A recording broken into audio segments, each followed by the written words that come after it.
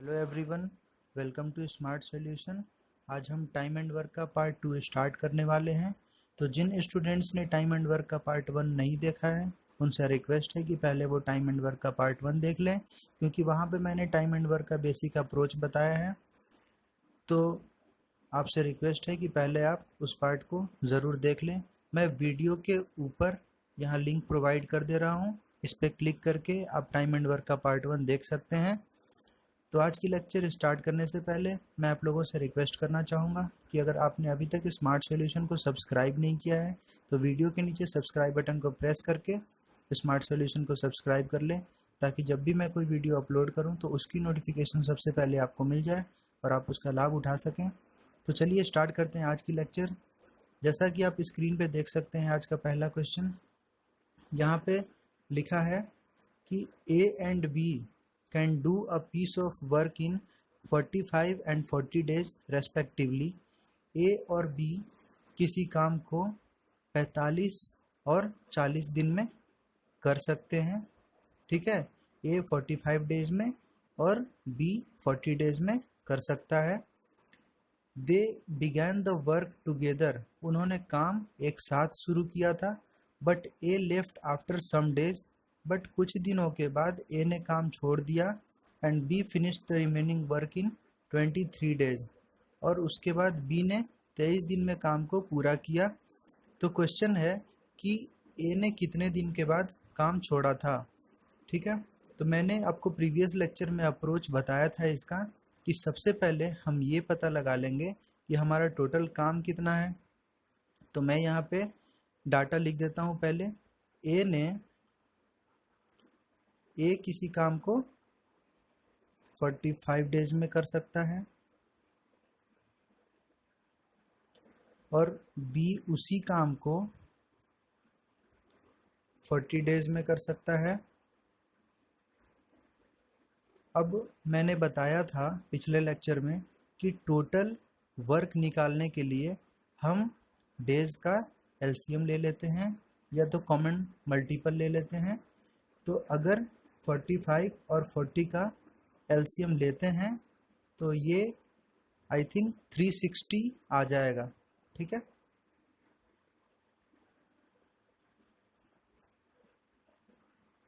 ये हो जाएगा कॉमन मल्टीपल, जो कि 360 आ जाता है। इसे हम यूनिट मान लेते हैं कि इतना यूनिट टोटल काम है। ये जो है टोटल वर्क है 360 यूनिट, ठीक है। अब उसके बाद मैंने बताया था कि एक दिन का काम निकाल लेते हैं। एक दिन में ए ने कितना काम किया और एक दिन में बी ने कितना काम किया।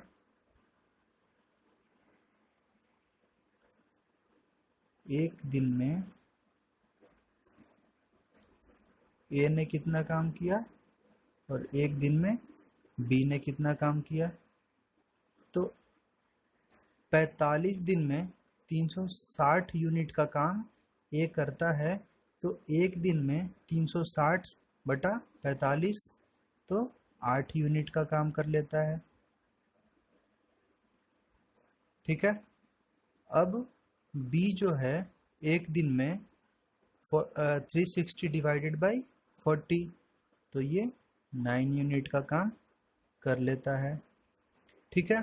यहाँ तक तो सारे क्वेश्चंस में कॉमन होता है। मैंने पिछले लेक्चर में बताया था कि सबसे पहला काम टोटल वर्क निकालने का होता है, उसे हम एलसीएम से निकाल लेते हैं। डेज का जो कॉमन मल्टीपल होता है वो हमारा टोटल वर्क हो जाता है, और एक दिन का काम यहाँ से हम आसानी से निकाल सकते हैं, ठीक है। अब हमारा आगे काम शुरू होता है। यहाँ पे बोल रहा है कि they began the work together but A left after some days. A ने कुछ दिनों के बाद काम छोड़ दिया और ए और बी साथ ही काम शुरू किए थे, ठीक है। उसके बाद बी ने रिमेनिंग वर्क को फिनिश किया 23 दिन में, ठीक है। तो बी ने कितने दिन में फिनिश किया? 23 दिन में। तो सबसे पहले ये निकाल लेते हैं कि 23 दिन में बी कितना काम करता है। तो हमें यहाँ पे पता है कि एक दिन में बी कितना काम करता है, 9 यूनिट का काम करता है। तो 23 दिन में बी कितना यूनिट का काम करेगा, 23 इंटू 9 यूनिट का काम कर लेगा। तो 23 इंटू 9 कितना आ जाएगा,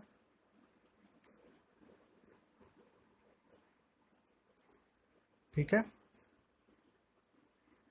207 यूनिट का काम कर लेगा। ठीक है, अब इतना यूनिट का काम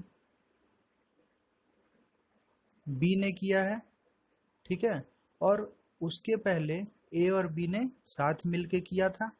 ठीक है, तो ए और बी कितना यूनिट कर लिए थे पहले, तो टोटल 360 यूनिट काम था। ठीक है, जिसमें बी ने अकेला 207 यूनिट काम किया। उसके पहले ए और बी ने साथ काम किया था और फिर ए ने काम छोड़ दिया। तो ए और बी ने 360 माइनस 207 यूनिट का काम साथ में किया होगा। ए और बी ने साथ में 360 माइनस 207 यूनिट का काम किया होगा। इसे माइनस करेंगे तो ये आ जाएगा 153 यूनिट। ठीक है, यहाँ तक कोई कंफ्यूजन नहीं होना चाहिए।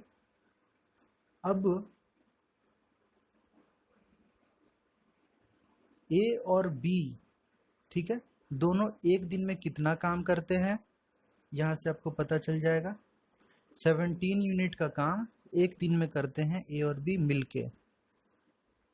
17 यूनिट का काम ए और बी मिलके एक दिन में करते हैं। तो 153 यूनिट का काम, ये जो यूनिट का काम है वो कितने दिन में करेंगे, ए और बी साथ मिलके। तो 1/17 इंटू 153। इसे देखते हैं क्या ये कैंसिल होता है। ये 9 टाइम्स में चला जाएगा। ठीक है, 79 जा 153 होता है। तो यहाँ से आ गया 9 डेज। मतलब ए और बी ने 9 दिन साथ में काम किया था और उसके बाद, ठीक है, ए काम छोड़कर चला गया। तो कितने दिन बाद काम छोड़कर चला गया ए, 9 डेज के बाद, क्योंकि 9 डेज तक तो साथ ही काम किए थे और उसके बाद ए काम छोड़ के चला गया और बी ने फिनिश किया बाकी का काम 23 दिन में। ठीक है, मतलब बी ने 207 यूनिट का काम ए के छोड़ने के बाद किया और उसके पहले ए और बी दोनों मिलके, ठीक है, 9 दिन में काम किए थे। ठीक है, मतलब उसके पहले ए और बी ने 153 यूनिट का काम मिलके किया था 9 दिन में और उसके बाद ए ने काम छोड़ दिया था। उम्मीद है आपको ये क्वेश्चन समझ में आया होगा। ये क्वेश्चन एसएससी सीजीएल टियर 2 2014 और 2015 दोनों में ही पूछा गया था। तो बढ़ते हैं अगले क्वेश्चन की ओर।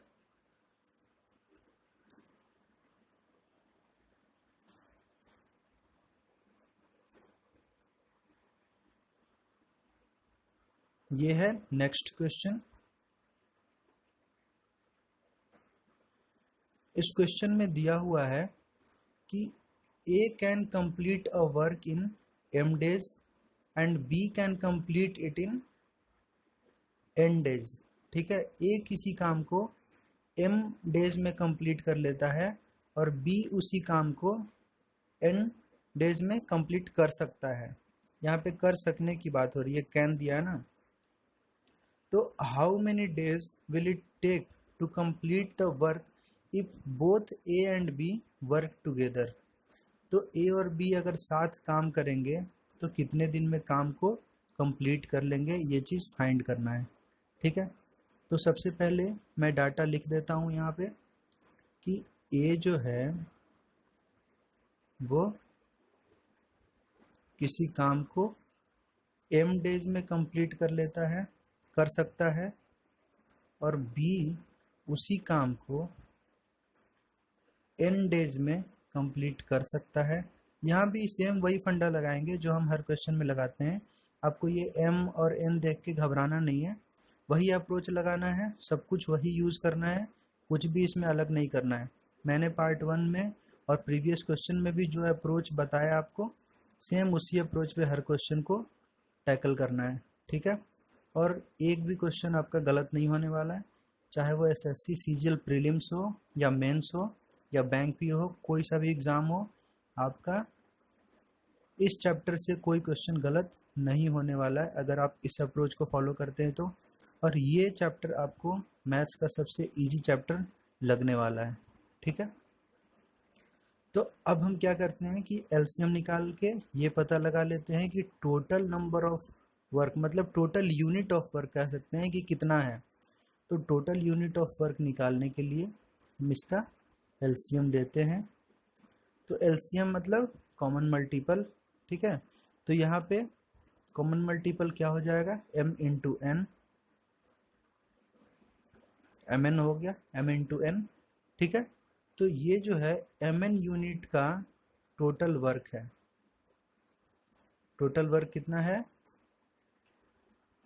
mn यूनिट का।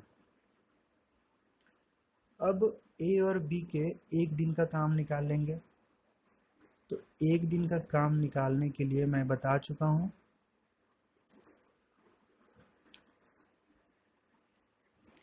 एक दिन में ए कितना कर लेगा, mn डिवाइडेड बाई m, तो n यूनिट का काम कर लेगा।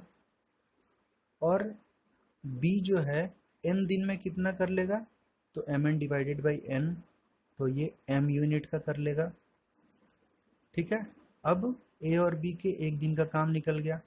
तो अब बोलता है इसमें कि a और b दोनों मिलके टोटल वर्क मतलब mn यूनिट ऑफ वर्क को कितने दिन में करते हैं।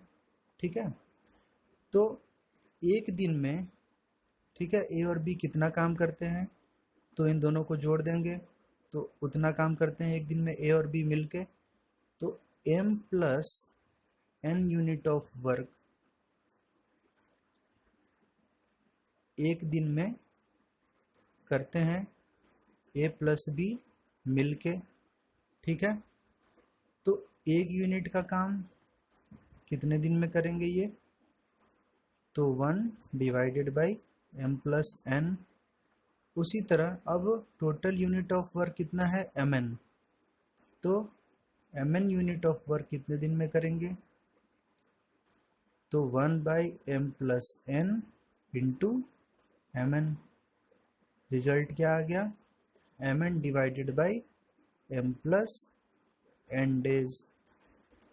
इतने दिन में काम को पूरा कर लेंगे। ठीक है, m प्लस n मिल करके। उम्मीद है आपको ये क्वेश्चन समझ में आया होगा। ये option number 4 will be the answer. बढ़ते हैं अगले क्वेश्चन की ओर।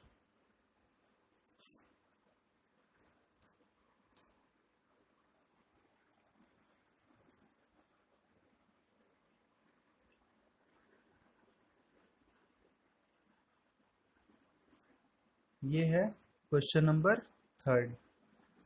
इस क्वेश्चन में कह रहा है कि A can do a piece of work in 20 days and B in 30 days.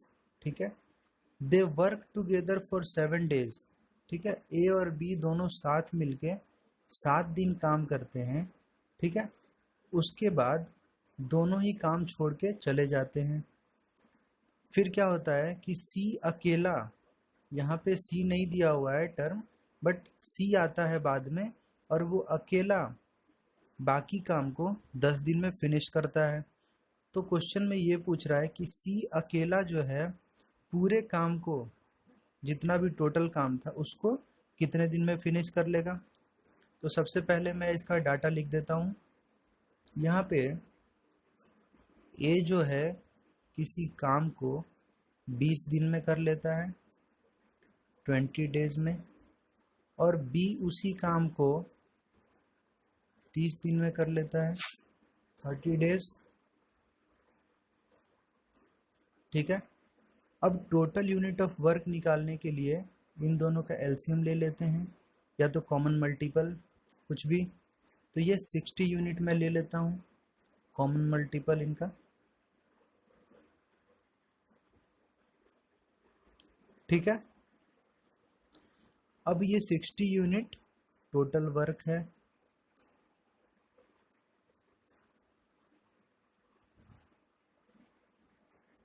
ठीक है। अब एक दिन का काम निकाल लेते हैं इन दोनों का।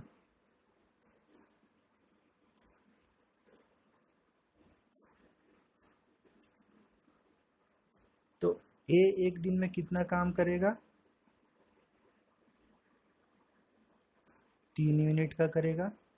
ठीक है। डिवाइड कर देते हैं, 60 डिवाइडेड बाई 20। और बी एक दिन में कितने यूनिट का करेगा, 2 यूनिट का, 60 डिवाइडेड बाई 30। ठीक है। अब क्या कह रहा है, आगे पढ़ते हैं क्वेश्चन को। They work together for 7 days. A और बी दोनों मिलके 7 दिन काम करते हैं। ठीक है। तो हम पहले ये निकाल लेते हैं कि 7 दिन में ये कितना काम कर लेते हैं। तो ए और बी एक दिन में कितना काम करते हैं, ये 3 + 2, 5 यूनिट का काम एक दिन में करते हैं। ठीक है। अब 7 दिन में कितना काम करेंगे ये, ए और बी 7 दिन में 35 यूनिट का काम करेंगे। 7 × 5 35। ठीक है। तो 35 यूनिट का जो काम ए और बी किए, ठीक है, उसे हम 60 यूनिट में से माइनस कर देते हैं, क्योंकि टोटल काम कितना है, 60 यूनिट का टोटल काम है, जिसमें से हम 35 यूनिट माइनस करते हैं, क्योंकि ए और बी 7 दिन करके काम छोड़ देते हैं। तो ये 25 यूनिट का काम बच जाता है। रिमेनिंग काम है ना ये 25 यूनिट का, जिसे बाद में आके सी पूरा करता है 10 दिन में। Then C alone finishes the work remaining in 10 days. जो काम बच गया था, तो कौन सा काम बच गया था, 25 यूनिट का काम बच गया था। टोटल काम 60 यूनिट का था, और 35 यूनिट का काम ए और बी दोनों मिलकर कर दिए थे, उसके बाद काम छोड़ के चले गए। तो बाकी का काम कितना बच गया, 25 यूनिट का काम, जिसे ए ने 10 दिन में आके पूरा किया। ठीक है। तो यहाँ हम लिख सकते हैं कि 25 यूनिट का काम जिसे आके सी ने, सॉरी मैंने बोल दिया कि ए ने पूरा किया, जिसे आके सी ने पूरा किया। ठीक है। ए और बी तो काम छोड़ के चले गए, उसके बाद सी आया और उसने 10 दिन में काम पूरा किया। तो बचा हुआ काम कितना था, 25 यूनिट का, जिसे ए ने कितने दिन में पूरा किया, 10 दिन में। तो क्वेश्चन में पूछ रहा है कि सी पूरे काम को कितने दिन में कर लेता। ठीक है। 60 यूनिट का काम अगर सी को दिया जाता तो वो कितने दिन में कर लेता है, आसान है निकालना। जब वो 25 यूनिट का काम 10 दिन में कर सकता है, तो 60 यूनिट का काम यहाँ से निकल जाएगा, 10/25 × 60। ठीक है। यहाँ से कैंसिल कर लेते हैं, 5 × 5 = 25, 5 × 2 = 10, और 5 × 1 = 5, और 5 × 2 = 10। ठीक है। तो यहाँ से आ गया 24 यूनिट। कितना आ गया, 24 यूनिट। ये काम सी कर लेता, सॉरी 24 डेज।